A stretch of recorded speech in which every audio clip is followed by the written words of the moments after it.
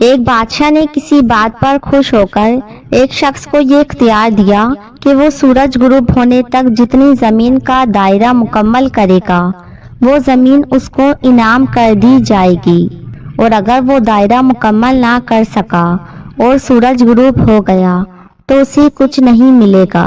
یہ سن کر وہ شخص چل پڑا۔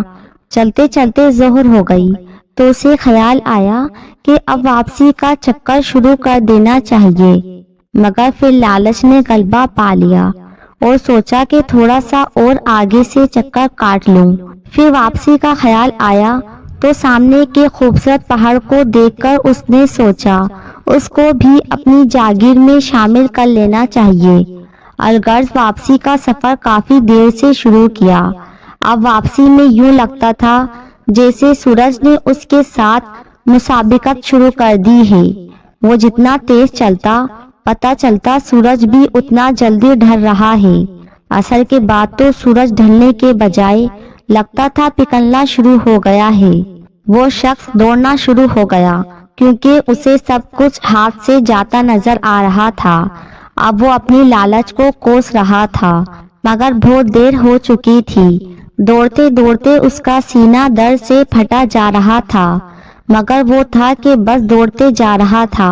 آخر سورج غروب ہوا تو وہ شخص اس طرح گرا کہ اس کا سر اس کے سٹارٹنگ پوائنٹ کو چھو رہا تھا اور پاؤں واپسی کے دائرے کو مکمل کر رہے تھے۔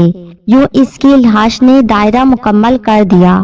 جس جگہ وہ گرا تھا اسی جگہ اس کی قبر بنائی گئی اور قبر پر کتبہ لگایا گیا جس پر لکھا تھا اس شخص کی ضرورت بس اتنی ساری جگہ تھی جتنی جگہ اس کی قبر ہے۔ اللہ پاک نے بھی اسی طرح اشارہ کیا ہے۔ آج ہمارے دائرے بھی بہت بڑے ہو گئے ہیں، چلیں واپسی کی سوچتے ہیں۔ اللہ پاک ہمیں موت سے پہلے موت کی تیاری کی توفیق نصیب فرمائے، آمین ثم آمین۔ اگر ویڈیو اچھی لگی تو آپ سے گزارش ہے چینل کو سبسکرائب ضرور کر دینا تاکہ اس طرح کی ویڈیو آپ کو ملتی رہے، اور ویڈیو کو لائک اور شیئر بھی ضرور کر دینا۔